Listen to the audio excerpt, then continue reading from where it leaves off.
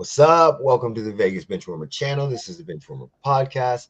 My name is Eric. He hate me 702. How you guys doing today? I'm doing good. Good. All right. So up on my that way, we got the man, the myth, the legend, Jeremy with the G.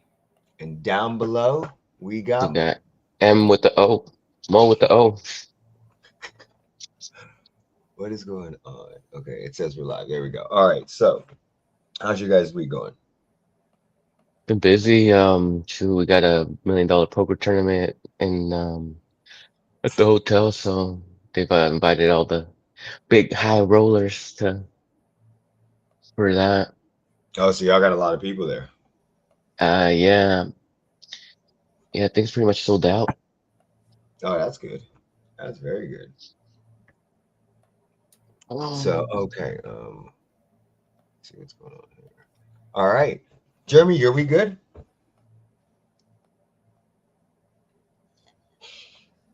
All right. So we were at the Aces game on Tuesday.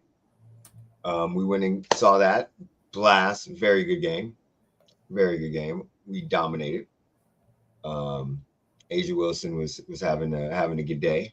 And then of course the Aces won last night, so we're happy about that. We're gonna get into some of that later. Right now we got I didn't put the fucking banners up. All right, so let's talk about some NFL week 3, right? Let's talk about our teams. So, Jeremy, we'll start with you. Raiders loss. How are you feeling about that?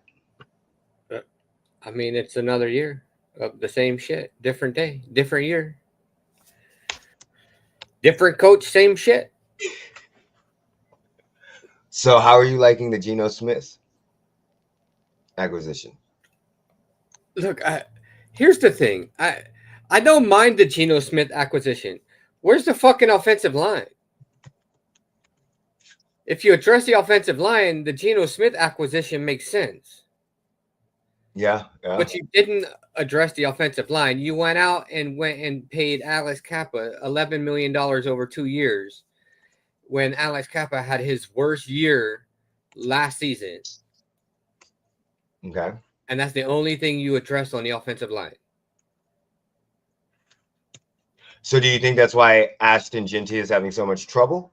Or do you think he's not? Do you think are you still happy with that pick? Let me ask you this. Have you seen the Raiders play? I've seen bits and pieces. Have you seen the offensive line? Yes, I know the offensive line is horrible. Geno Smith was sacked 5 times in a game. Yeah. The offensive line doesn't even know how to look straight. I don't know what to tell you. Like, if you address the fucking offensive line, maybe we could have some success. But apparently, as soon as somebody gets hired as the head coach of the Raiders, they become fucking retarded. Okay. Well, wait. And don't forget, I was against this fucking hiring from the start. In all fairness, he was a little deep before he left Seattle. And who said they didn't want this motherfucker as their head coach from the beginning? You said that multiple times. Mo, what are your thoughts on? Did you see anything with the Raiders game or anything like that? I mean, from the Monday night game that I went to, yeah, it seemed that he was under duress quite a bit, and that might have led to the 3 interceptions as he's trying to make something happen out of desperation. But yeah, it just seemed out of sync since the first week. Yeah. Well, from the little bit I saw of that first game. So I think they're gonna have to have their hang their hat on their defense, and Max Crosby's gonna have to do all he can to. They gave up 41 points to Marcus Mariota. I mean, not the whole defense is gonna be Max Crosby, but he's their linchpin, and they go as he goes. It seems like. So yeah, that I watched very little of the Raiders game on this week on Sunday. It was not a very good me game. too. I know, because you You went to the Aces game and you literally fucking said, I don't give a fuck about the Ravens game. Fuck them. I know it's gonna happen. All right, let's get into the heartbreak.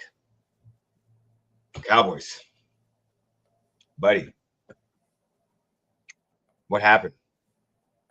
They got smoked. They had Yeah. no answer for Caleb Williams. Now they can't stop the run or the pass or Time out. Rewind that sentence and say that again, because I don't think I've ever heard that since he's been in the NFL. I don't even think I would ever utter those words, but I think it's the first time he hasn't been sacked in a game. It was. So yeah, that tells I think quite the story. We can't get pressure on the quarterback. We can't fucking cover a receiver. Um, I don't think they were able to do anything on defense. And once Lamb went out, that was pretty much a wrap too for the O. They could key in on Pickens. We have a decent running back, but they're not game breakers, I would say, to where they have to, yeah, I guess, keep the defense honest. They can still stack the box and just key in on Pickens. Ferguson's had some, bright spots here and there, but it's gonna be a long season, and it's not looking good. Did CeeDee Lamb get injured? Yeah. Yeah, out 4 to 6 weeks with the high ankle sprain. Right away. Got rolled on. He got injured in like the first quarter, right? And I think it was on a run too, right? Like a sleep or something. Yeah, because he has no receiving stats. Yeah. He has no I think I woke up to them already getting their ass whooped, so I just finished watching the game kind of in between naps. You just went back to sleep. Well, they got put to sleep real quick, so Danis was apparently at the game. Who? Oh, Danis? Yeah, he sent me he wished him because he had his anniversary last week. I don't know if that's why he got treated to the game, but he sent me a picture. In Dallas? No, he's in Knoxville, but I think as a treat, his wife probably treated him to the game. I'm assuming. I didn't ask, but nice. They were both out We were there. just looking at going to a game in October, a Chiefs game, but I was just like, we were just gonna fly in for the game, flying on a Saturday, fly out on a Sunday. I'm like, it's just too expensive. We were thinking about the Washington game. It's not the flight; it's just the flight home is too expensive. Oh, yeah, so I mean, we could fly down there. I could use my points on the way home. So we're still kind of looking at it. It just depends. All right. So what are your thoughts? So any thoughts on how you guys can fix what's going on? I don't see an easy fix. I don't think it's a coaching issue. It seems it's a personnel issue, and I don't think they're gonna be able to fix that overnight, or unless they, make some moves to add to the defense. Because I think they got injured too. So Yeah, no. no, yeah, I don't see one at this time. Yeah, I mean, shit, you guys could technically be 0-3. Yeah. Because the Giants game, the last second field goal, or 2-1. That's true. I mean, the first two games could have gone either way. Yeah, so that's what I'm saying. Like, even with the Eagles, so yeah, either way they could have gone. But that Giants game, that's I think y'all won that one. Jeremy, what are your thoughts on the Cowboys? Get a new owner. Yeah, why the fuck is Jerry going now talking shit about Micah? Dumbass. Maybe he's hanging out with Pete Carroll too much. They going off the deep end. Out together. He just can't get out of his own way. Finally, as if you guys didn't notice, I had to change the hat because we won. So we no longer have the blacked out logo. So yeah, we won. It was an ugly game. It was not a good game. Finally, he started to get Mahomes started to get a rhythm with Thornton after missing him every single play. Thornton had 2 great plays. Too bad he didn't hold on to that damn touchdown. But he had 2 great plays. But it was not a fun game. It was not. It was 22-9, but it was really close. Like it was 9-6 at halftime, and then we just kind of took off. Luckily for us, Russell Wilson decided to give away his starting job after being named Offensive Player of the Week. He said, "Fuck y'all, I'm giving away my starting job. I don't want to play this shit no more." And He he said, "Hold did. my beer."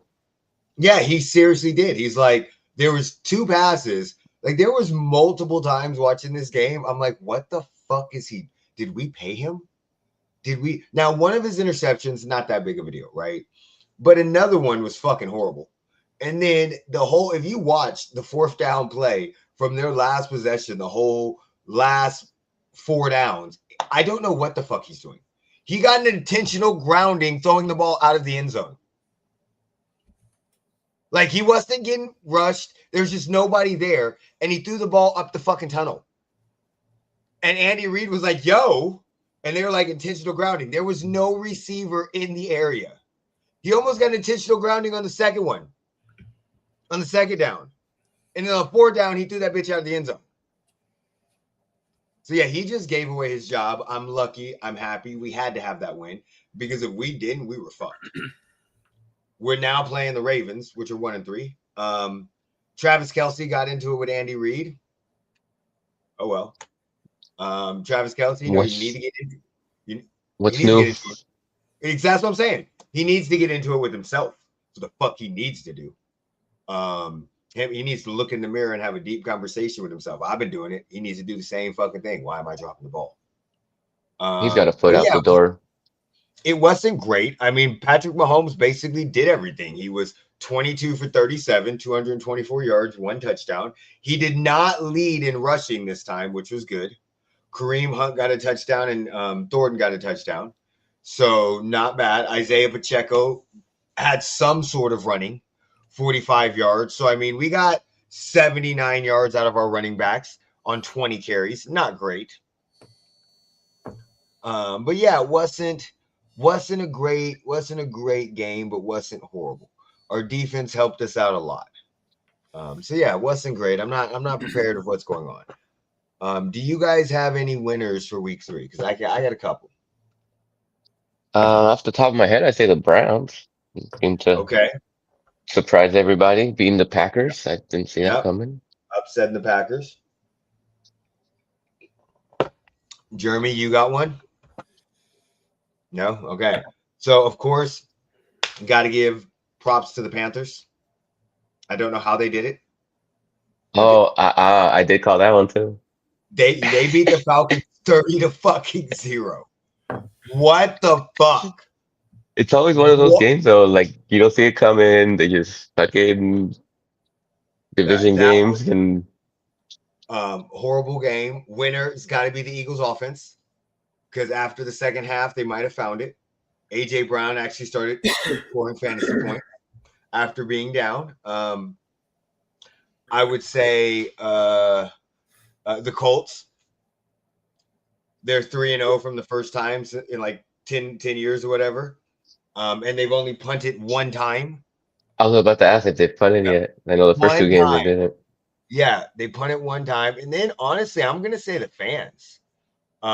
If you look at some of these games, yeah, the Vikings blew out the fucking Bengals. That wasn't even fair. Like Jake Browning. The Texans and Titans Jaguars wasn't a bad game. But you had the Eagles and the Rams that came down to a last-second play where the Rams were literally kicking the field goal for the win, and it got blocked and ran back by Jordan Davis. You have the Steelers and the Patriots. That was a halfway decent game. The Browns winning on a field goal. The Jets and the Buccaneers going down to the wire. Another blocked field goal that got returned for a touchdown. And the Chargers Broncos game too. Yeah, ended up winning with time expiring. The Chargers Broncos game. So I mean, we've gotten very, very lucky.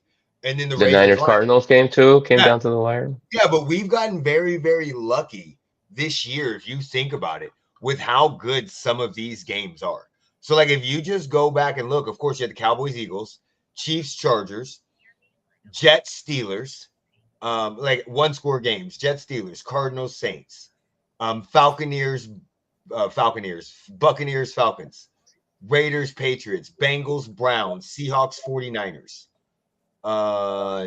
Ravens, Bills, Vikings, Bears. That's the first week. Like as fans, we've gotten lucky as hell to have these great of games come down. So I think the fans are big winners as well. Zach Minger, National Chocolate Milk Day. Make sure you guys get your chocolate milk. Yeah, yoo-hoo. Shout out to him for always jumping in and telling us what the day is. I thought Yoo-hoo wasn't actually milk though. I don't fucking know what it is, but you was good as shit when I was a kid. How about that Nesquik though? No, I hated Nesquik. I'm not even joking. What? I hated. I did not like Nesquik, and I did not like Hershey. I did not like Ovaltine. I did not like putting powder in my chocolate milk. Like What I about used chocolate to, syrup? I didn't like that. We used to have it, and I would drink it. But boy, with the things that I loved was the chocolate milk cartons, the gallons of chocolate milk, and the already pre-mixed shit. That was my Mm, jam as a kid. Like you mm. remember, everybody remembers. Well, me and Maurice are about to age ourselves. So the fucking cardboard chocolate milk and From with the little school? thing. Well, I used to always go to the chocolate milk. That was the best tasting milk on the planet. That I'm was my more. stuff. I Jeremy, you prefer remember strawberry milk better, but chocolate milk is a close second. chocolate milk. Yeah, I'm not a big fan of the strawberry. Same thing with like the Frosties. I'm old school. I don't like the strawberry Frosties, the different flavor Frosties. Just give me a fucking chocolate Frosty. I don't care about vanilla. I don't even really like the Frosties as much anymore since they changed their fucking formula. That Wednesday frosty wasn't too bad. I've never even had that shit. So Jeremy, never even seen the show. Alyssa watches it. Jeremy, week 3 losers. Do you have one? Raiders. Okay. I knew that was going to be one. All right. Mo, do you have a week 3 loser? I'm gonna go Cowboys and Ravens. Okay. Yeah. Ravens. Ravens just keep catching freaking L's, and man, they're gonna need this game against you guys to The only thing good about them is their division sucks right now. Because like the watch out for the Browns, Steelers, though. yeah, but the Steelers are 2-1. So the Browns and the so technically, and the Steelers could be 0 and fucking 3. So I mean, I could see that, but their division, it's not like with the Chiefs, where the Chiefs have a 3-0 team, and that 3-0 team is 3-0 against the fucking division. So that's the only glaring. I still think they're losers because they can't hold a fucking lead. They can't do shit. But that's the only savior I think they have is that they're not in their division is not that strong. Neither is the Chiefs, but they're 3-0 with the Chargers. So you said the Cowboys and the Ravens, right? Yeah. Anybody else? I mean, I think the Saints all year, but that's not news. I was sure fin to say the Saints. I feel so bad for Saint fans. Like I normally don't feel that bad for a fan base, but Derek They're Carr back really to the fucked him. Aints. Derek Carr really fucked him. That I mean, you go back and think about it. When he retired, they didn't address the quarterback situation, which they should have. I don't know what the fuck they got out of Kellen Moore, their new head coach, not looking good. Offensive genius, but their offense does not look good at all. They really have no fucking weapons. So I just feel bad. This is a horrible, horrible year for the Saints fans. I think for the whole year, let's see if we're right. We can make losers out of the Saints almost every single week. Like, how many games do you think they actually win? So Jeremy? I don't know, 3 or 4. Okay, they got the Bills next, then the Giants, Patriots, Bears, Bucks, Rams, Panthers, Falcons. Should be able to beat the. Technically, they should be able to beat the Giants, the Bears, and the Panthers. Okay. So then they got the Dolphins, Bucks, Panthers, Jets, Titans, Falcons. I could see 5. They should be able to beat the Titans. Okay. See, yeah. they'll Okay. get 1 or 2 against the Falcons. Yep. So okay. So I'm gonna tell y'all another my there's a couple losers, right? We got them. We got the Saints. We got the Falcons, which I can't. They're horrible losers because they lost with the Panthers. We could say the Rams because the Rams blew a fucking huge lead. We can of course say the Bengals because after the Jake Browning led win, he fucking does horrible. That game was over by half. You could say there's a lot of different teams, but I'm gonna say the Titans. They are one of the biggest losers for a couple reasons in my estimation. They're another team that they might be losers the whole entire year. So they happen to get the number one overall pick, and he's not very good. This was the one year where you might not have wanted the number one overall pick if you wanted a quarterback. Am I wrong on that? What do you guys think about that? I know Cam Ward gets tagged for being reckless and trying to make too much happen, and maybe he got away with that in college a little bit more than with Tennessee. So if they could dial that in, maybe that'll help him out and help them out. So I mean, think about this. Oh yeah, 100%. But in this scenario, I don't even think you wanted the number one pick here. Cam Ward went. I forget how many quarterbacks. Cam Ward goes. Travis Hunter, Adula Carter. Will Campbell. So you have tackles. Mason Graham, Ashton Genty. Okay. You got a couple tackles. Where's the next quarterback go? Jackson Dart, 25. So I just feel we know receivers go there to die, but they've had two horrible. Cam Ward could change it around. It's only game 3, but he has looked horrible. And the fact that they're comparing him to Will Levis 3, he's looked bad. He's looked very, very bad. So hopefully he turns it around. But through the first 3 games, they don't look good. And who have they lost to? They lost to the Colts, the Rams, and the Broncos. And they haven't even been close. So I think they're gonna be a big loser to me. They won in the preseason though, so that works. See what we got. Market Jackson Dart will have a better season than Cam Ward. I agree. I think Jackson Dart has a better receiving core, but I definitely agree with that. But Cam Ward has 2 receivers over 30. 1 receiver that's 29, 2 rookie receivers, and 1 receiver in the second year. Okay.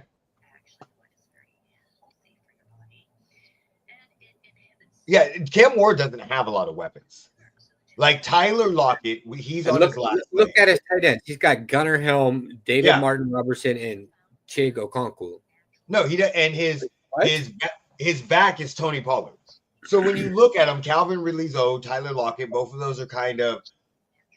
So he doesn't have a lot of weapons. When Spears is injured too. Yeah, they don't have, and Traylon Burks is injured. They don't have a lot of weapons now, but he just doesn't look good. It could be because they have horrible fucking weapons. But for a number 1 overall pick, where we're basically saying Jackson Dart's going to come in, and I don't know if you guys disagree with that. I agree with it, that he's going to have a better season. Like this was the year they might have been able to get Cam Ward if they were like the 7th pick.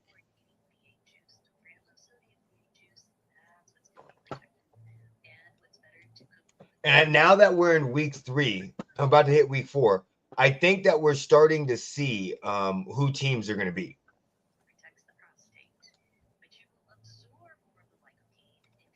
All right. Do you guys got any predictions for this week? Pain. Mr. T. You know what? I was thinking that shit too. I was 100% thinking that. Mr. T, Rocky 3. Let's go. Okay, so I don't feel good about the Packers game. Micah's gonna fucking probably have like 5 sacks and fucking rub his nuts on Jerry's face. do you think Micah gets booed? I wish he wouldn't, but yeah, I think some people are gonna feel salty. Well, of course, there's going to be some, but I mean, do you think when they introduce him or he comes out, he gets booed? I think it's gonna be mixed. I think some people like still realize, what he did and that it's a business move and siding with him versus Jerry, and some are just gonna be fans. Okay. So yeah, I think it comes into some mixed reviews. I think it's shitty that they're not doing any sort of tribute or little shout out. That's kind of petty. Oh yeah, they're not gonna do a tribute because Jerry Jones is talking shit about him still. It's too soon to look. I'm sorry, he doesn't deserve a tribute. Not like a full on tribute, but like a hey, He thanks doesn't deserve for shit. fucking. For I don't what? know about What did he that. do? He He played was there the 4 years, and was the number one fucking edge and rusher he in most stats. 100. But what did he do to deserve a trophy or a tribute? I'm not saying a trophy, just a A fucking tribute. thank you. He Thank you dealt for with what? Jared Jones, dealing with Jared Jones' racist ass. Okay, well That yes. Okay, there we go. That makes sense. But outside of that, like, don't get me wrong. I understand when people are with you for a while and they do things and you want to give them a tribute when they return. But I he was think their we're getting, fucking I heart, think bro. He was their I, fucking. He was the spirit of the team. I think we're getting too fucking everybody gets a fucking trophy when it comes to this shit. He played there 4 years. Not saying everybody. I'm not saying everybody. He's a marquee player. He's not just some fucking nobody. What did they do with him? What did they accomplish? So What that's did he I'm not earn saying. I'm not saying give him a fucking besides being parade the and best? put him in the Ring of Honor and Hall of Fame. Just a but you're thank sitting you, here saying, a what did fucking they do with him? appreciation. That's the team's fault, not Micah's fault.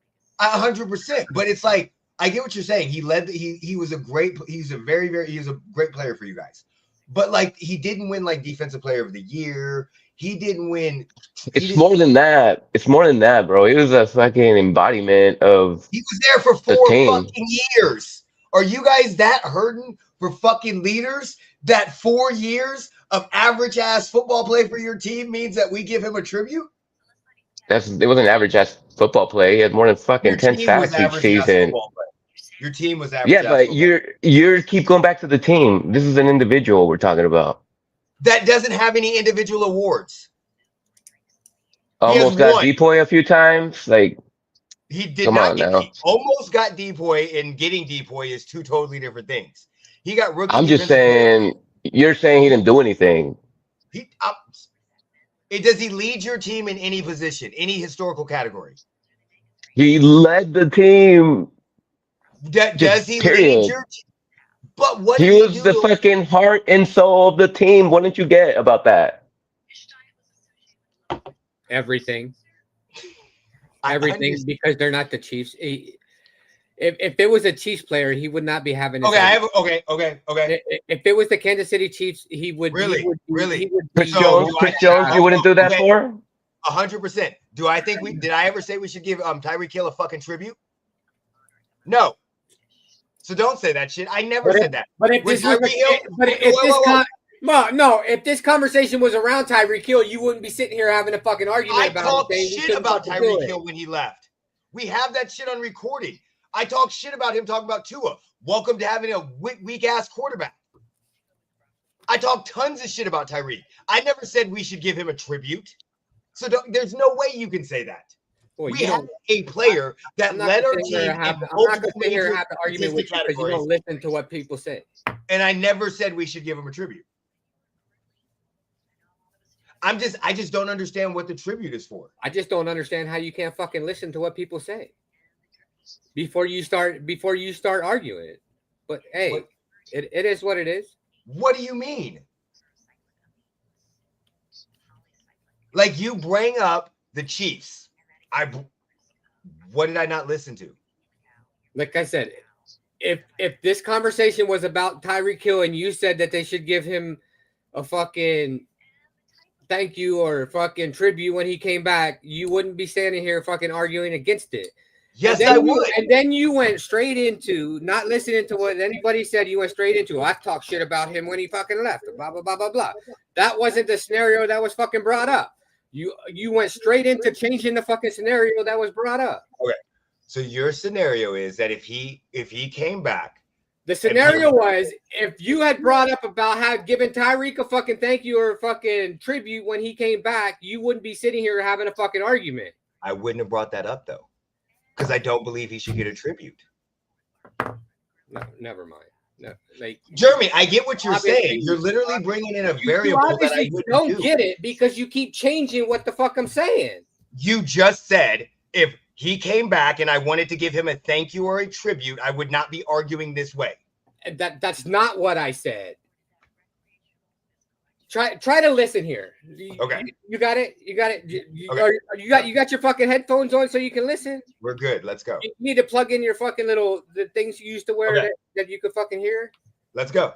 I said, had you brought up about wanting to give Tyreek Hill a thank you or a tribute when he came back, you wouldn't be standing here or sitting here having the argument.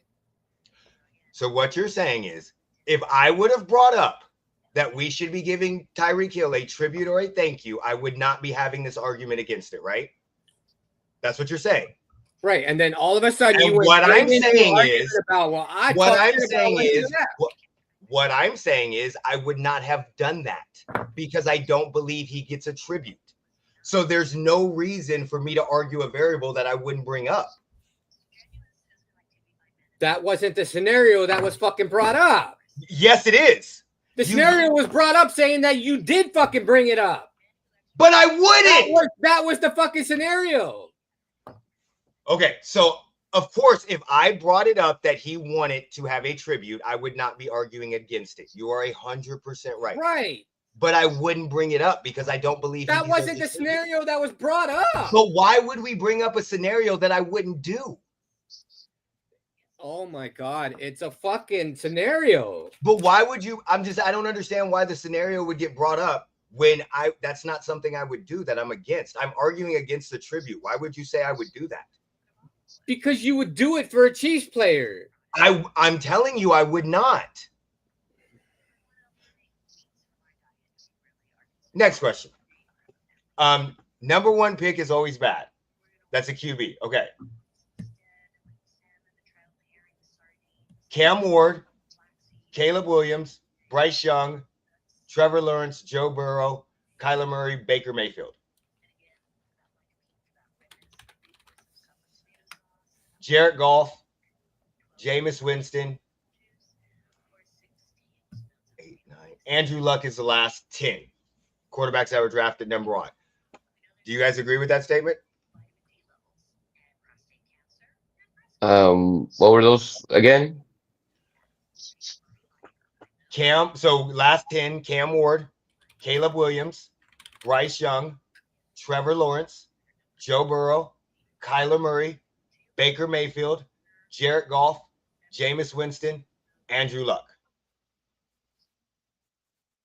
I mean, Baker Mayfield kind of reinvented himself, so I don't know if it's always a death nail. Jared Goff as well. I mean, but a lot of times they come into shitty situations, so I don't think it's all them being bad. It's also they may not get developed, they may not have the weapons around them that causes them to.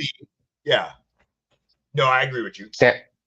Was Sam Darnold? No, he was number 2, right? Not number 1. Yeah, he was number 2.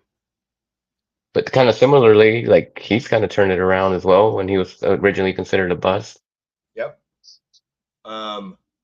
So my thought process is, if we were just to say the teams that drafted him: Andrew Luck, Jared Goff, Baker Mayfield, Joe Burrow, all led their teams to the playoffs. Baker Mayfield did something that a Browns quarterback had not done in forever. Joe Burrow led his team to the Super Bowl. Jared Goff led his team to the Super Bowl, and Andrew Luck I would not have called a bust. Then so we'd have 1, 2, 3, 4, and all of them have kind of reinvented themselves. Jared Goff and Baker Mayfield did. Joe Burrow, we know, is a beast when he can stay healthy, and Andrew Luck was a beast. So we have 4. Out of that, then we have Trevor Lawrence. Would you consider him a bust? I think at this point, yeah, but the jury's still out. I think he still has some time to right the ship, but it's he's got to do it soon. Yeah. So I mean, then that would be 5. So that'd be 50%. And the other, Cam Ward, Caleb Williams, Bryce Young, are kind of too young to basically say where they're at right now. Bryce Young looks like he's going to be a bust. I think Caleb Williams has the tools, and I think with Ben Johnson there, that should help. And we'll see what happens with Cam Ward. Now, if you go even further back, you have Cam Newton, Sam Bradford, Matthew Stafford, Jamarcus Russell, Alex Smith, Eli Manning, Carson Palmer, Derek Carr, Michael Vick. all the way to 2000. I would say Jamarcus Russell, probably obvious bust. Jamarcus Russell, Sam Bradford. Sam Bradford had some decent years though, Yeah, yeah, but that's not to true. the number 1 caliber, Exactly. I guess, that he So came in out with. of those, the only one, and David Carr. Granted, Oh yeah, he went to an organization that was, wasn't he the most fucking sacked yeah, quarterback in NFL and history? but I mean, from there on, you have Michael Vick, Carson Palmer, Eli Manning, Alex Smith, Matthew Stafford, and Cam Newton. So Matthew Stafford did not have a great time with the Lions, but he was there forever. People love him. Cam Newton took his team to a Super Bowl. Alex Smith took his team to the NFC Championship. Eli Manning won two Super Bowls with them. Carson Palmer was a great addition to the Bengals. Not Hmm. Super Bowls, but took it to the playoffs until he got injured. And Michael Vick, we know who the fuck Michael Vick was. So in that scenario, I think it'd be more like a 50% for quarterbacks. Yeah, it seems like maybe in the last decade it's maybe more hit or miss than it was before. But I guess that could be a couple different factors, because back then they used to kind of stay with their college team for however many years. Now they bounce around and are in Well, I different think back then, systems. And I think we used to have more bust back then than we do now. I think the reason for that was because of how much information we have on scouts now, on teams now.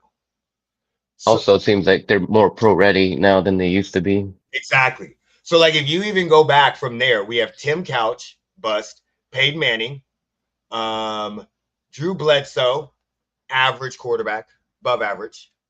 Um, Jeff George, yes, he was a career starter, but he was never anything. He ended up, so Peyton Manning was, yeah, Troy Aikman, very, very good. Vinny Testaverde, John Elway, Steve Bartowski.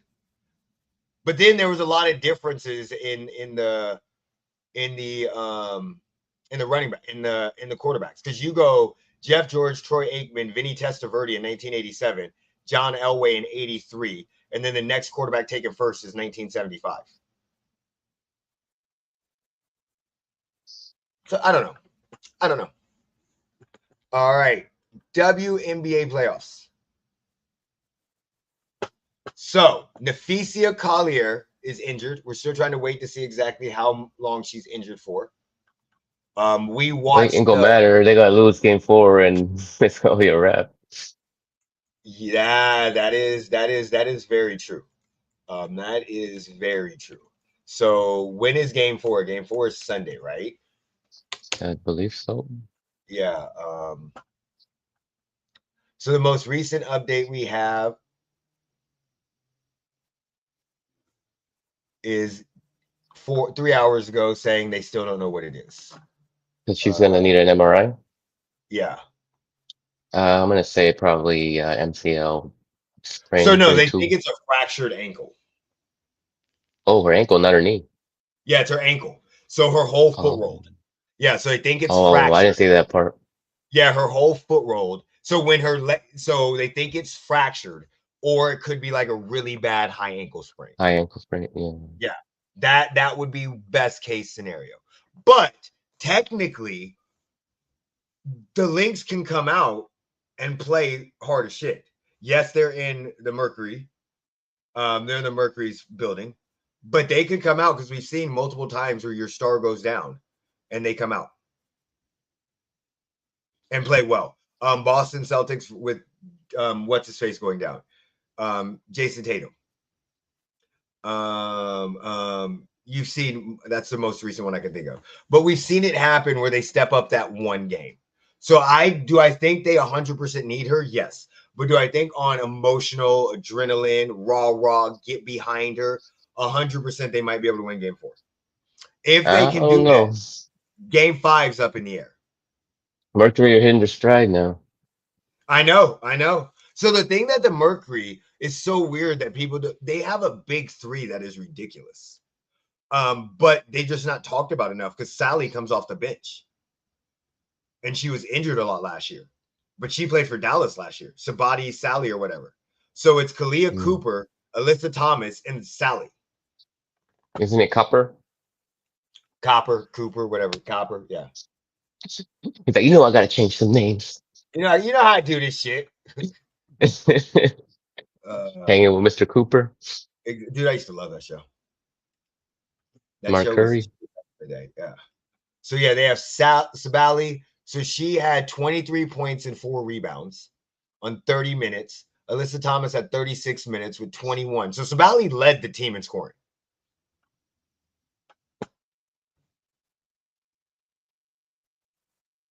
Yeah, but Whitcomb's not bad. But so Cooper, Sally, and Thomas all scored above 20 points. Nobody else on the team scored in double figures. Yeah, they're gonna go as Thomas goes. But that's why I'm saying that they have it. We're forgetting that the Lynx still have Kayla McBride. So if you look at the Lynx had 4 players in double figures. Courtney Williams, Kayla McBride, Collier, and Heidemann. So they still have a team that can put up points and play. Do you see what I'm saying? Yeah. I just think that they're, instead of rallying around the piece of Collier, I think they're gonna do the opposite. I mean, let's see. Let's see what happens. But yeah, that Is next the game. coach? She's just ejected for the last game, right? She didn't get suspended for the next one. Yeah, she's just ejected for the last game, and that's only because she had a second technical. So she had a technical in the first game, first half. So the second technical gave her the ejection. I don't know what Jeremy's doing, but he needs to get back on so we can talk about this. So yeah, very good series. Second series, our series that we care about, the Aces versus the Fever. Aces won last night, 84-72. It wasn't a back and forth game, but it was definitely a little closer than what it should have been. Because in the beginning, I'm like, okay, we got a 7-point lead. At halftime, it was 35-34. Aces. At the end of the third quarter, it was 59-56. And then we just pulled away in the fourth quarter. Oh, Jeremy's taking a phone call. Got it. We just pulled away in the fourth quarter. So very, very good game. I still don't understand why Kirsten Bell plays. I don't get it at all. I don't get why she starts. She played 7 minutes. I mean, she's giving Becky something for her to keep putting her out there. 1 assist, 0 1 assist, 0 rebounds. Maybe she feels she does things that don't always show up on the stat sheet. I get it. She's a raw person. She's a glue girl. Yeah, she's an energy person, and she's been there for a while. It's one of the weird things where I don't want to misspeak. So I want to say she was drafted about 3 to 4 years ago. And then she was drafted about 3 to 4 years ago, I want to say. And somehow she was drafted in 2022. First round, 11th overall pick by the Aces, right? So she was drafted then, and she's never really played. Like, for her career, she's played in 98 games. They play 40 games a season the last 2 years. She averages 3.33 points. This year, she averages 4.2 with 1.8 rebounds. She shoots 34% and 30% from the 3. Her win shares are 0.4, 0.5. So, like, when you look at it over her career, her first season, she played in 1 game, played in 21 games, one game started, averaged 5.8 minutes. She only shot less than 2 field goals a game. 30% on field goals, 14% on threes. Then 11 minutes, 3.7 points. She doesn't turn the ball over. Then this year she averaged her most minutes, 12 minutes, 16 starts with 4.2 points. And so 4.2 and 1.8 rebounds. So I'm just not understanding. In the playoffs this year, she started all 6 games and averaged 13 minutes with 2.7 points and 1.7 rebounds. Shooting 18% from the 3. Is it her defense, maybe? Jeremy, we're talking about Kirsten Bell, just so you jump in. For KB1, for the Aces. With her still starting. Good thing her contract's not protected after this year. So she started all 6 playoff games, averaged 13.2 minutes. She's averaging 2.7 points with 1.7 rebounds, 18% from 3, and 42% from 2.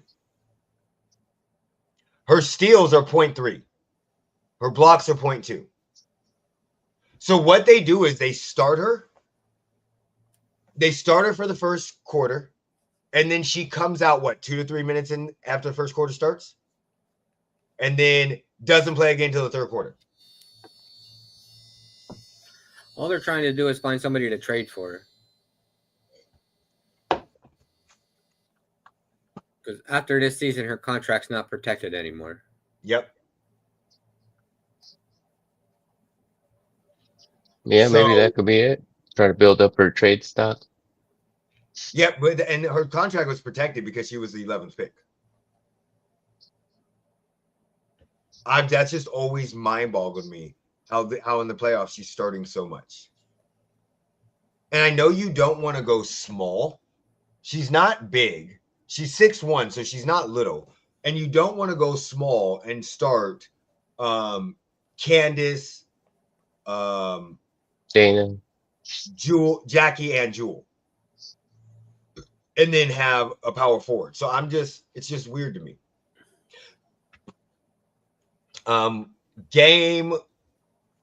Game 4 is tomorrow at 12 p.m. What do you think about the game, Jeremy?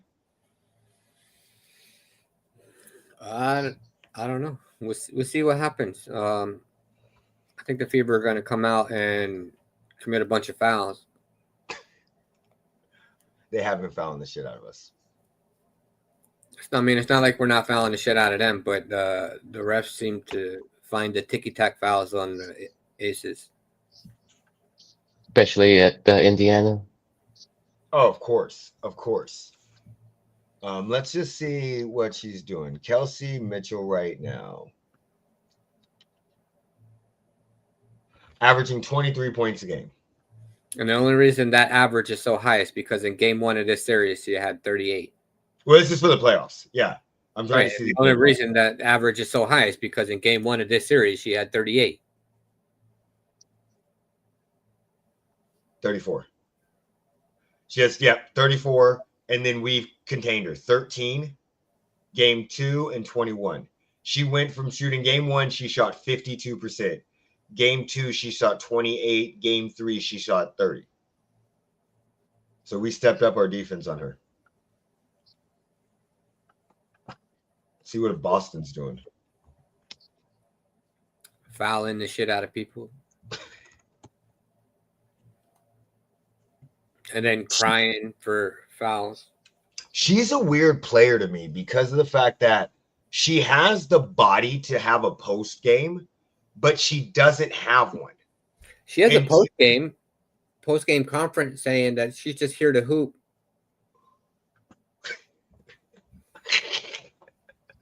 So yeah, I get that makes she's sense. the one committing 80% of the fouls because she likes to grab the shit out of people.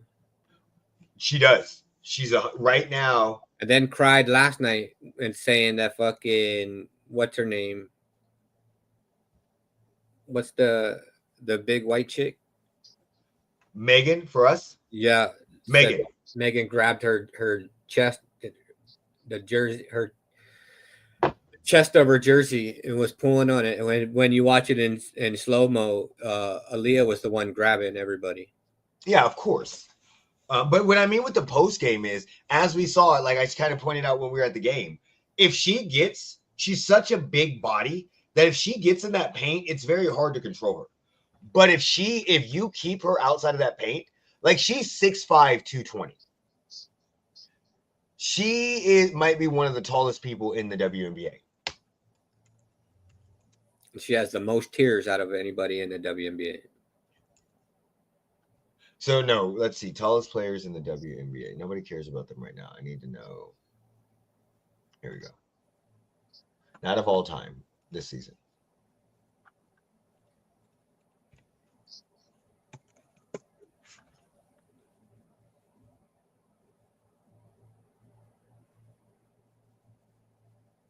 So no, she's not. She's not one of the tallest players.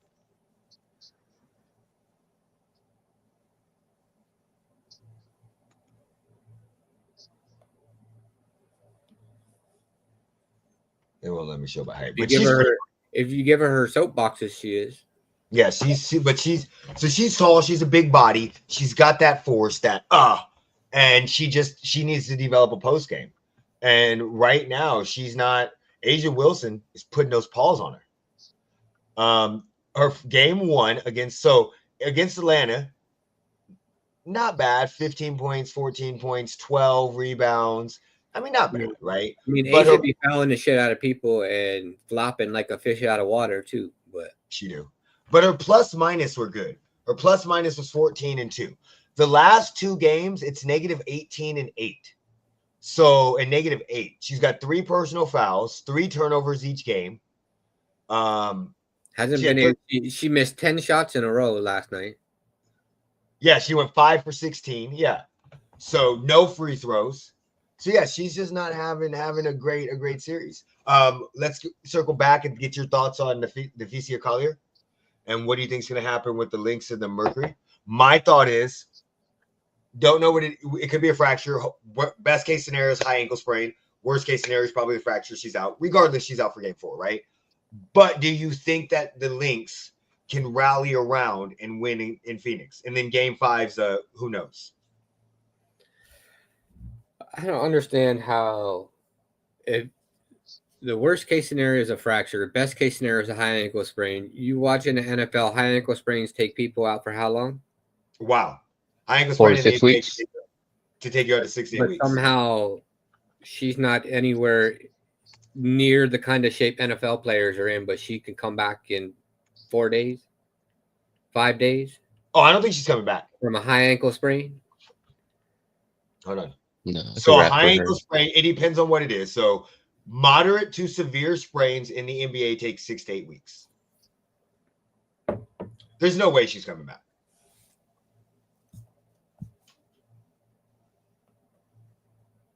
But do you think they can rally around and win game 4, even without her? I mean, I think they'll come and win game 4 just because of their best player was taken out.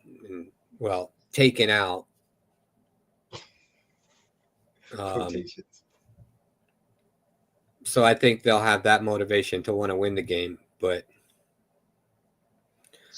game 5, I think they'll fall to the Mercury. Okay. That's my thing. They'll be able to pull it together for one game just because they're coming off the game where Nafisa became out for the season, and then that motivation is going to wear off. My thought process is the Mercury are ran by their big 3.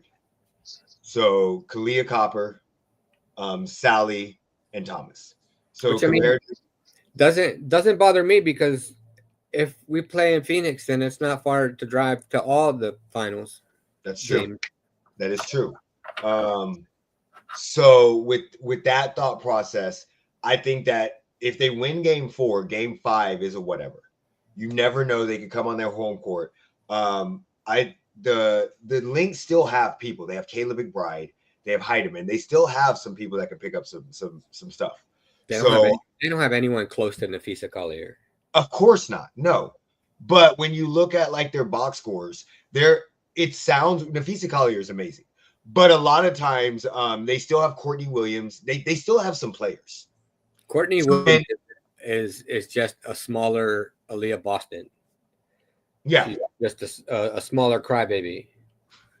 But if something happens, they win game 4, and two of your big three go cold in game 5, they can definitely. They're not winning the finals without Collier.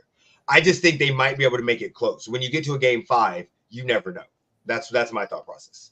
If they can win game 4, you never know what happens in game 5, especially with it being in Minnesota, because your role players supposedly play better in game 5 or at home. I'm sorry, not in game 5, at home.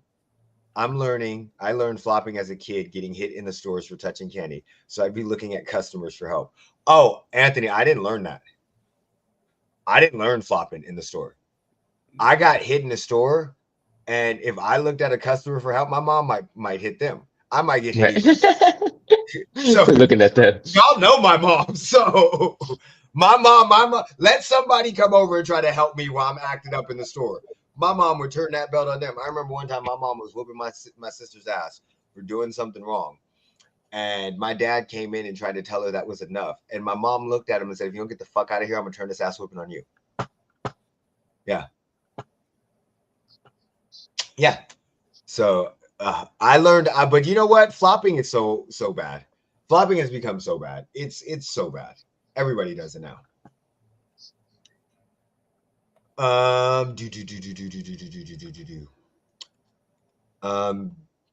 WWE. Anything you want to talk about from WWE before we get into Tank and Jake Paul? What about the turn with Io Sky and Asuka?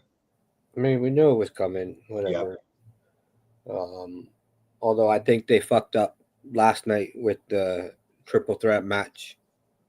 I think they changed the outcome at the last minute. Okay. I think Jade was supposed to win, but they changed it after she got injured. That makes sense. And she was leaking. And then gave it to that stupid blonde hair bitch.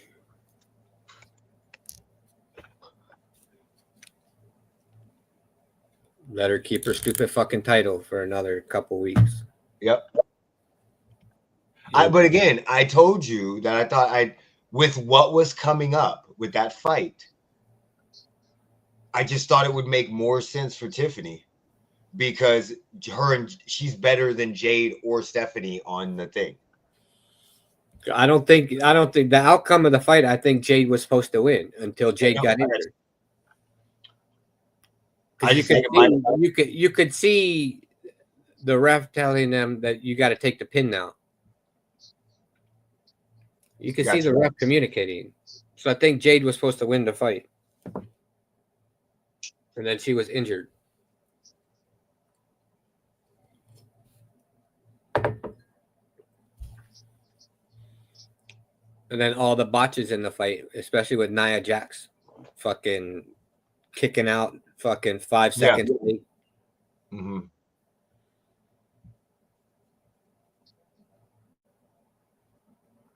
Yeah, that was not. So there's been some talk about Triple H and some things that he's done and how stuff is not. The booking has become very, very, very bad. What do you think about it? Do you think there's any credence to that? I'm starting to wonder if it's actually Triple H making the bookings or if it's TKO making the bookings. I don't think it's Triple H. So I mean, it could be that he's booking too many shows now. But then we also know Triple H said he didn't know that the match signing didn't happen for Stephanie Vancouver versus Io Sky. Do you see what I'm saying? So do you think that TKO replaced some of the creative staff or they're taking over the booking? I think TKO is trying to get to a position where they could eventually resell the company. Okay. Your thoughts on Jey Uso's injury at WrestlePalooza? I mean, he just doesn't know how to swing a chair. I mean, it's been evident every time he swings a fucking chair. So for Mo, you don't know what happened, but Jey Uso swung a chair to hit somebody in the back, and when he swung it, it hit him in the back, but bounced up and hit him in the head. And oh, yeah. So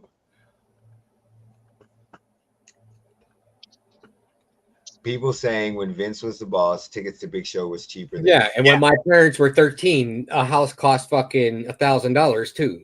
So Fucking that was fucking 50, 55 fucking years ago. Well, I mean, holy fuck.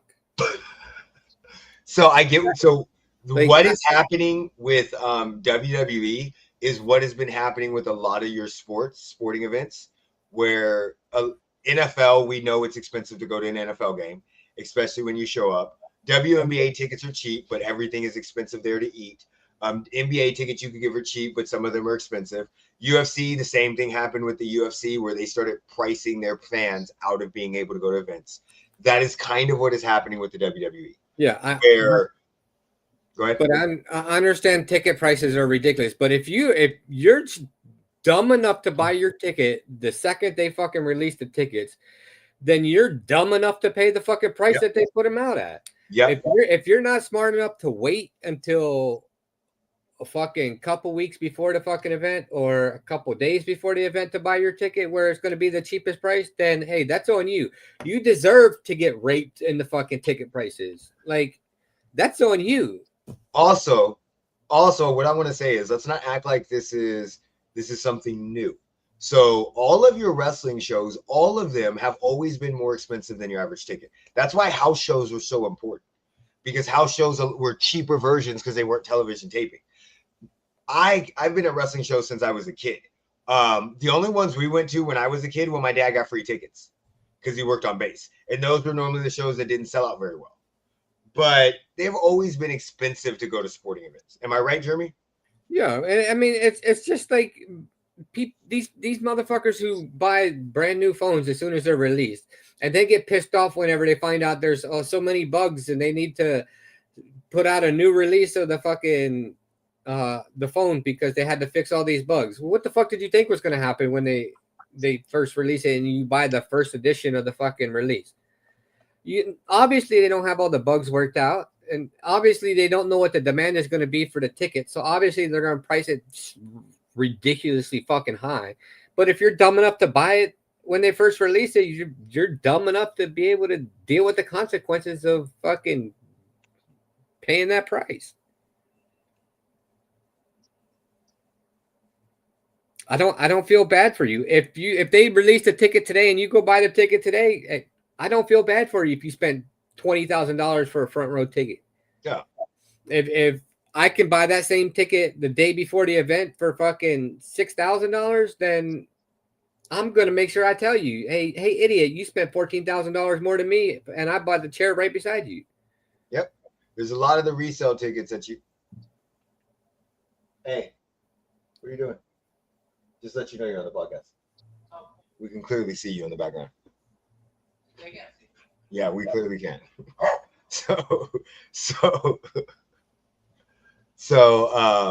Yeah, no, I agree with you. They go up in prices, but to be honest, unless I got a really cheap price on a ticket, I wouldn't go to a wrestling event anyway. We went to Raw years ago, and I did not have as much fun as watching it on TV. Some of the stuff is fun, but everything is so expensive. Like, I mean, it's only worth going to the big event. Well, I mean, whatever. Some people, it's their dream to go to these fucking big ass events and whatever.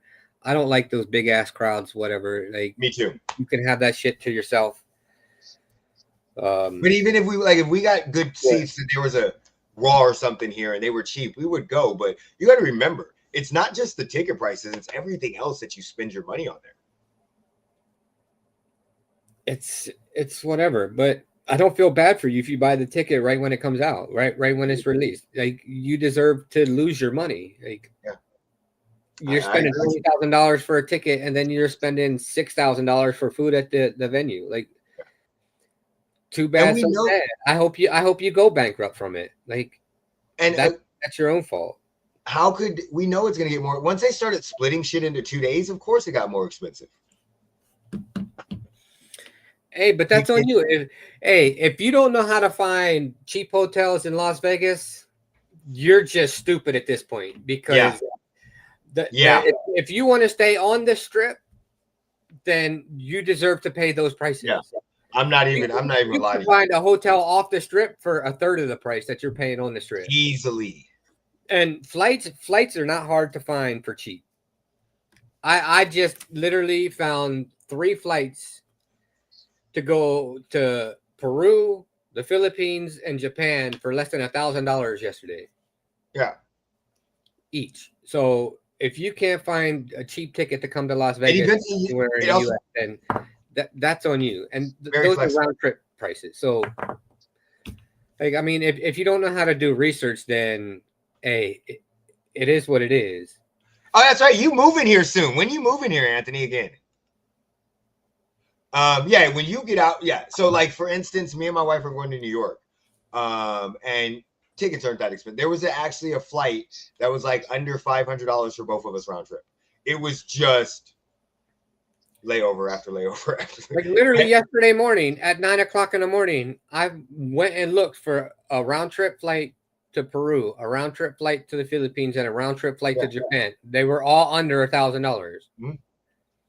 So you mean to tell me I can find 3 international flights for less than $1,000, but people are going to complain about trying to find a domestic flight to Las Vegas? There's a lot of people that when they go, they just go based off of brands and stuff like that. The beginning of the year or May. Nice. Okay. So if people don't know how to do their research and don't know how to buy things for the cheapest price they can find, then that's on them. They deserve to lose their money. I know y'all did not watch this. I know Jeremy might not even ever want to talk about this fight. I didn't watch it. I've seen highlights, but whatever. I don't know if anybody. So there's some couple things that have happened about the fight. I'm still trying to find out the exact rules because it's an exhibition. Okay. So originally the fight was supposed to be at 190 pounds max limit. It got pushed to 195. During the fight, they were going to use 12-ounce gloves because Tank Davis fights in 8 and Jake Paul fights in 10. So they're going to end up using 12. Jake kind of baited Calvin Ford, who is Tank Davis's trainer. He asked him why they're using 12. They agreed on 10. So it's a 10-ounce glove. They had 2 press conferences, very different press conferences. The first one, I don't know what Tank was doing, but he couldn't talk very well. A lot of the stuff wasn't making sense. Yes, he threatened to beat what's-his-face's ass, his promoter's ass, or his best friend, but a lot of the stuff he was saying was not making sense. But then the second press conference, everything made sense. Tank he's a chess player, it seems like. So the first press conference, in my opinion, he was sizing him up, seeing what was going on, paying attention. Towards the end of the press conference, when they had their face-off, there was a couple things that Tank did, which I hope people saw. Jake did his little thing, and Tank trying to see if he could reach him, and all Tank did was just tap him. All he did was tap his body. Realizing, oh shit, I can reach you. You don't have a longer reach than I do. He's worn baggy clothes every single time, so you can't see his physique, right? The second press conference, Tank was way better. Way better. He basically called Jake out for scripting the fucking press conference. There was a point in time where Jake started talking. He's like, you scripted this, didn't there? There's another time when somebody came up and asked a question. Tank's like, he paid you to ask that question. Like, Tank also pushed him. Jake looked scared. They ended up having a side bet because Aiden Ross came up, and which again, Aiden Ross and Tank are friends, but so are Jake Paul. And Aiden Ross started talking about a $250,000 bet, and Tank got him into betting $2 million. So there's a $2 million side bet on this fight. The press conference was good. Jake looked scared. Tank looked more and more confident. What do you guys think? Supposedly, some of the rules are that 10 3-minute rounds, 10-ounce gloves, no more than 195 pounds, and body punches. Wait, So what? no headshots? I'm still figuring those out. So they're gonna wear headgear? No. Let me see exactly. Hold on. So do you get dock points if you again?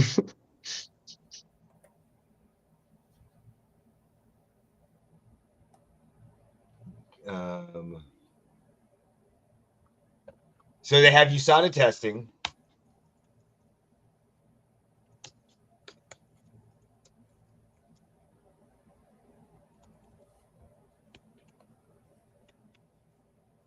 No, the Jake Paul rules. Let me see exactly what the rules are. No, no, they can punch in the body. They can punch in the face. I just wanted to see Jeremy's reaction. I had seen that on a video where they were talking shit about.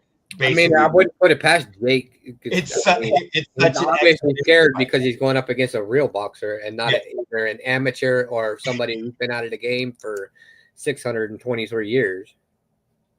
So so I just wanted to get the thing. So as of right now, the rules are 10 rounds, each round lasting 3 minutes. Maximum catch weight of 195 pounds. There's a glitch. We don't know if they've actually redid the contract for 10-ounce gloves or 12-ounce gloves. But they're between 10 and 12-ounce gloves. I just wish that Tank would have been able to get the VP of MVP to actually agree to a bet. That would have been great. He tried to bet him too. Yes. I would have loved that because then that would have brought some legal issues and I would have been fucking amazing. Yes. That would have been, I would have loved for them to do that, which was great. That I would love that. But that second press conference showed me that after the first press conference, Tank went back and Tank is not scared of Jake. He is not scared of Jake at all. Like he was calling out every single fight, everything about him, pressing his manager, pressing Jake. I love like you said, hey, beautiful. How you doing? Did you see her? She came up. She looked, stopped. Hi. So yeah, I love that. But 3 commission approved judges. So they're actually going to score. There will be a winner, but it will not go on their record. And then USADA testing. So then even if Tank beats him, Jake's going to say he's still undefeated. So that part's dumb. He's not undefeated. He lost to Tyson Fury. Oh, yeah, that's right. Yeah. So, dude, I know where he's from. Trust me. I know he's not scared of shit. But that first one, it didn't look like he was scared. It just drunk. Looked like he was drunk. There you go. Like he was intoxicated. So no, I know he's not scared of shit. That was something that Showbiz bring up. Guy watch. Sometimes I agree with him. Sometimes I don't. He basically said, you could even see there's a difference between Jake and Tank. Tank is a dog. Where he's from, Jake is not the same. Even Tank's like, we're from 2 different things and we're both doing that. Jake is Disney Channel. Fucking Tank is from the streets. So yeah, he's not scared at all. That's the only thing I like about Tank is we're one of the thing. We don't give a fuck. Exactly. You really don't give a fuck, Jeremy. Jeremy don't give a fuck at all. So I'm very excited for this fight because I think there's 2 things that can happen, right? Jake is in a no-win situation. Jake even said it during the press conference. If I win, they're going to say shit. They said I needed to fight somebody my own age in their prime. Yeah, bitch, you can say that, but you're fighting somebody 50 pounds lighter than you, 60 pounds lighter than you. So Jake's in a no-win situation. The problem I think that Jake has is, and I think Jake is going to learn this. He learned this in the press conference yesterday, and he's going to learn this as they get closer to the fight. Tank is not Mike Tyson. Tank is not Anderson Silva. He's not Nate Diaz, where all of them are retired and just looking for a payday. Tank is literally a dog. Huh? Tank ain't going to bite his gloves. Thank you. Tank is a dog. And I think in the last 2, when they stood face to face, you can see Jake literally was like, in my opinion, oh shit. Because when he saw he could reach him, as soon as he touched his right, like just like this, Jake pulls back, not scared, but like understood exactly what just happened. Like, oh shit. And then in the second one, where fucking Gervonta pushes him, and he pushes him, and Jake does that little touch, and Gervonta acts like he's gonna swing, and they grab his arm, and Jake ducks behind the security guard. Yeah, I think Jake realized real quick, I'm facing a dog that's not Jake I didn't realized think that he can't script this fight like he did all the other ones. exactly. There you go. Thank you. You took the words right out of my mouth. You said it better than what I was saying. If Jake wins, he will post and talk about fighting a boxer forever. Finally, well, he fought a boxer and he lost. And that was an amateur boxer. And have you seen that motherfucker run? Yeah. So I don't understand why we keep going past the thing that he fought a boxer that was his age, that fought in his division and lost. Tyson Fury beat Jake Paul and then went and beat KSI. And Tyson Fury is basically an amateur fucking boxer. Has he fought since he fought KSI? No, he's been I don't cheating think so. in marathons. Oh, not Tyson Fury. What's his fucking name? Not Tyson Fury. What's his brother's name? Tommy Fury? Yeah, I said Tyson. My bad. Oh yeah, I don't think he's fought since, but he's been caught cheating in marathons. Yeah, his last fight was KSI.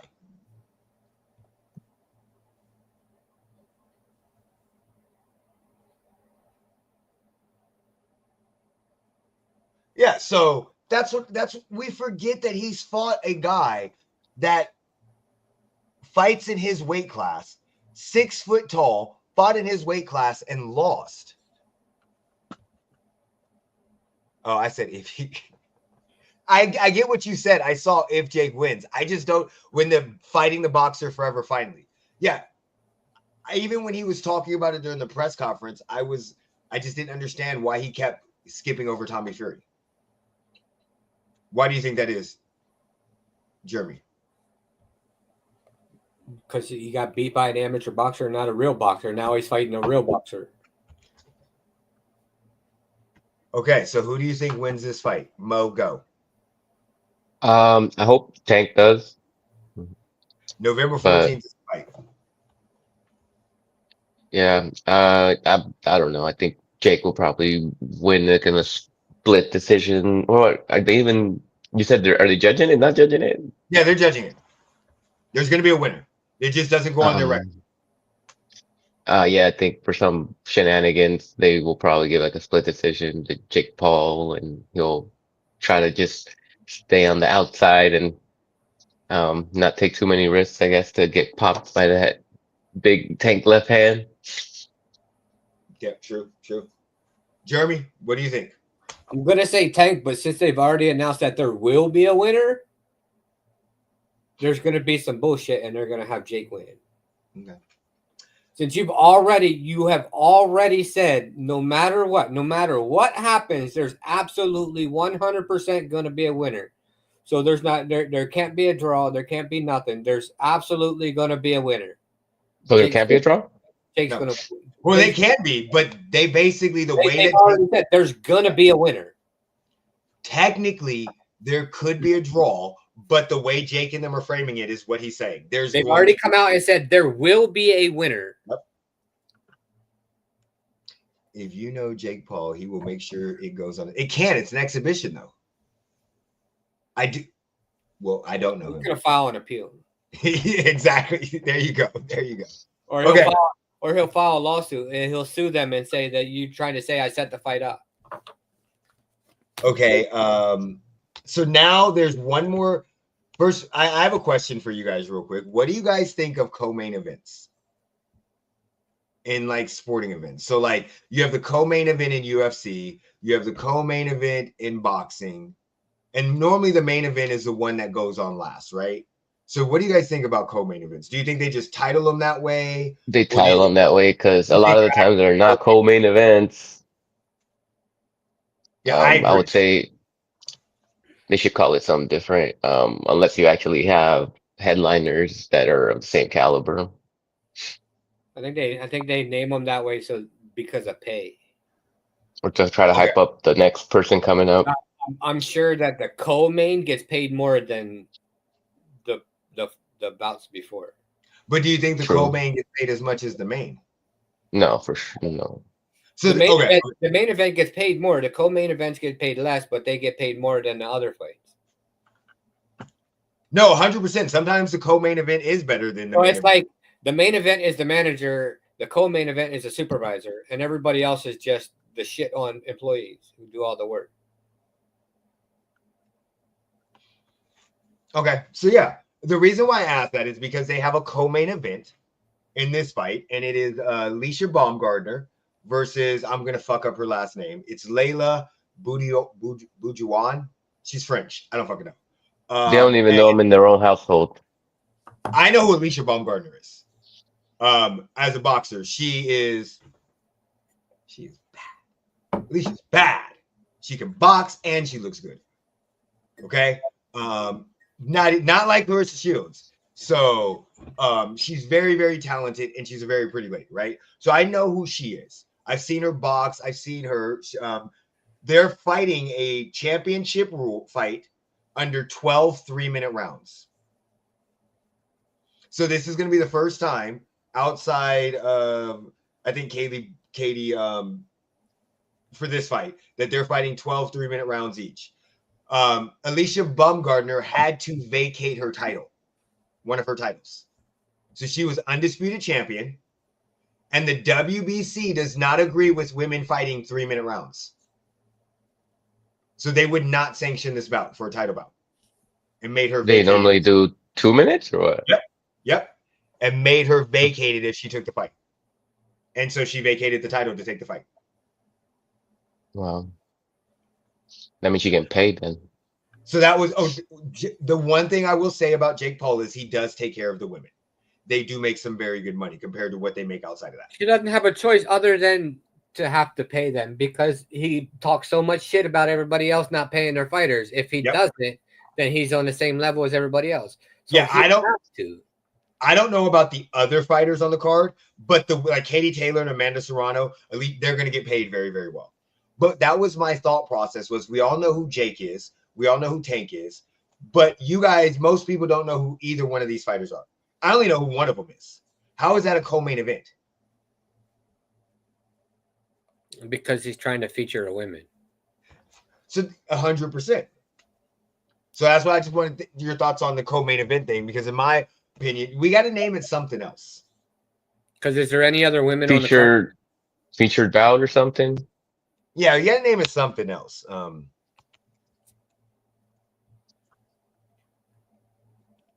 Let me see. And all of his fights, he does put actual fighters on. So that's very, very good. So we have.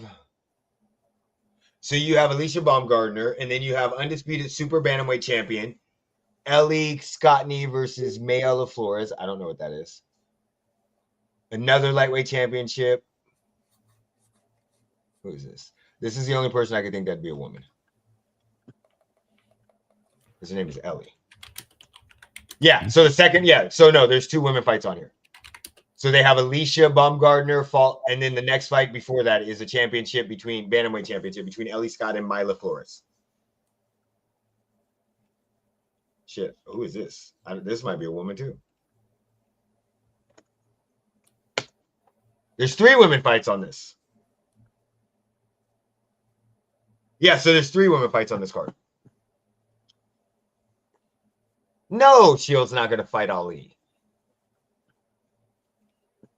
Hell no. That would surprise the mess out of me if she said yes. I'm not even joking. That would surprise me so bad if she said yes. The problem with Layla Ali is she shouldn't have put her fucking... when she said, if they want to offer me an extraordinary amount of money, she should have made it way higher than $15 million. That is the problem. I don't think she was ever going to fight her, but she put it an amount of $15 million. She should have put like a 50 to 60 to $100 million.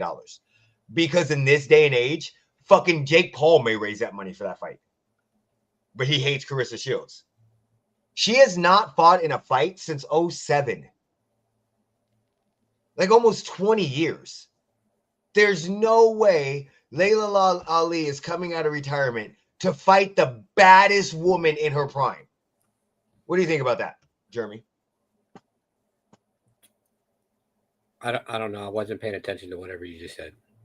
I was reading something. So Layla, the undercard for the Jake Paul fight and the Ellie Scottney was Just added to the card. Oh, okay. Well, they're still going to add. They might, because it's still 2 months away or a month and a half away. So that kind of makes sense. But there's still 3 women fight on that card. That's pretty good. What do you think?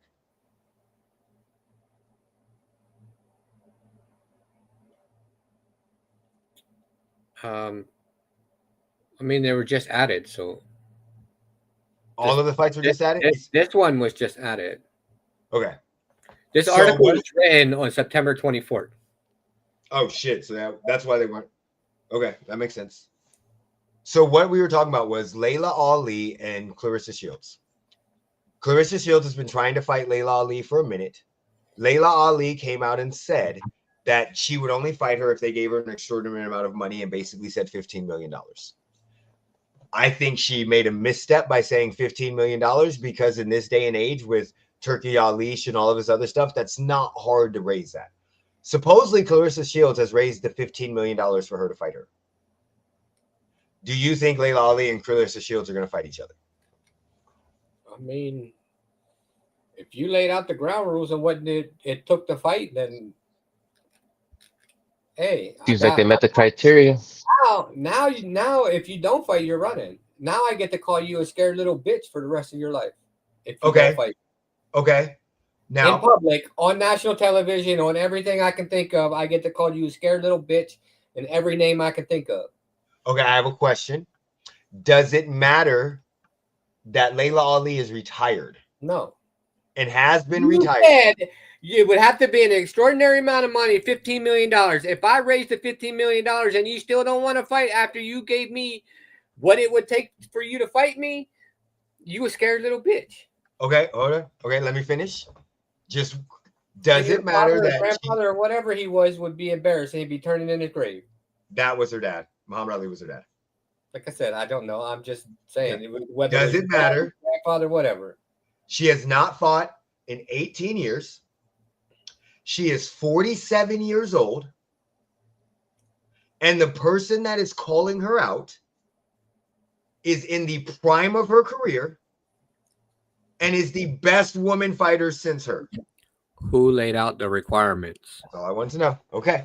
That makes sense. that's she met the criteria, like Mauricio said. I think, like, in my opinion, I think you didn't want to fight because you're over the hill and retired for 18 years, you should have shut your fucking mouth. Yep. I think she messed up by laying out $15 million. I think she seriously should have upped that ante. Or you could have just said, look, I'm retired. I'm not going to fight. Yeah. It is what it is. Or do like Canelo said. I'll fight him for like 100. Yeah. So, okay. I don't think they'll fight. Or just don't put a number out there. Because with Saudi Arabia, they can raise $1 billion. It's Saudi Arabia. That's what I said. It doesn't fucking matter. Just saying, look, I've been retired for 18 years. I'm almost 50 years old. Go fuck yourself. I think she played it wrong. She did not understand $15 million to us is a lot of money, but to people that are putting on fights are not a lot of money. But you set the requirements. I've met the requirements. Now, if you don't want to fight me, you're a little bitch. Yep. And now I'm going to go film a video at your father's grave and call you a little bitch at your father's grave. You would do that if you were Clarissa Shields? 100%. With the $15 million in my hand. How bad does Clarissa Shields want this fight? Look, you set the requirements. I asked for the fight. You said this is what it would take for me to fight. I went out and I got what you said it would take. And now you don't want to fight. All right. Fair game. No, but you're right. Fair game. So, hey, here's a video of me at your father's grave calling you a little bitch. You're right. She should go on the offensive. And if I'm Layla, because once she does that, Layla has to take the fight. See, this is why you should be a promoter, Jeremy. Right. You set the requirements. I met the requirements. You don't want to fight? Fuck it. Fair game, bitch. All right. Anything else that we want to talk about? Fuck Atletico Madrid. They just beat Real Madrid in the Spanish Madrid derby. And hockey season around the corner. Let's go Knights. Explain the Spanish Madrid derby. What is that? So it's like a rivalry game of the two teams that play in Madrid, Real Madrid and Atletico Madrid. Okay. It was 2-2 at halftime, and then they freaking beat them 5-2 Gotcha. in the Okay. second half. So Damn. yeah, Oh, let's talk that's the about the first Florida. loss of the season. So Did anybody see the Florida State highlights that happened? no, I saw they got upset yesterday. What was it? No, Virginia, right? University of Virginia, UVA. Dude, did you happen to see them, Jeremy? So I only saw them because I was going through doom scrolling, saw a short, and the short said an FSU wide receiver got ran over by fans storming the field. And I was like, what the fuck is this shit? This must be old. This is AI. So I pulled it up and was like, oh shit, let me watch the highlights. Dog. So UAV was unranked, even though they were 3-1. Florida State was number 8 and lost the game. I watched the highlights. They fumbled the ball in the first play of the game. An interception in the red zone that was ridiculous. I've never seen this before in my life where the quarterback had 3 chances to get rid of the ball and he didn't. But it was an option play. They had the receiver in motion. Bam, he came across. The quarterback faked the handoff to them, then faked the handoff to the running back, and then it was a screen to the receiver. Number 10, blitz, did not bite on either fakes. Just saw the quarterback. It was put his hand up when he went to the screen. It bounced off his hand. He caught him and mushed the fucking quarterback. Like, it was ridiculous. Outstanding game. If you have not seen the highlights, go and watch it. The score was 46-38 in double overtime game. Basically, they were down 14-0, whatever. They came back. Florida State threw an interception as they were driving to tie up the game. It was an amazing game. Amazing game. Fans did rush the field. That was the quickest rushing of the field I've ever seen in my life, because it was second overtime, fourth down, fourth down. He's throwing the ball. He gets pressured, and it goes to the end zone. Drops the pass, but as soon as they drop the pass, people are on the field. So very, very good game. Very, very good game. But Florida State did have an upset of upsets out of all upsets. Anything else we want to get into before we jump off? That's it. All right. Let's go Aces tomorrow. Let's have some fun watching football. Everybody be safe. And remember, it's National Chocolate Milk Day. Jeremy, whenever you're ready, you can take us out. Put me in, coach. Peace.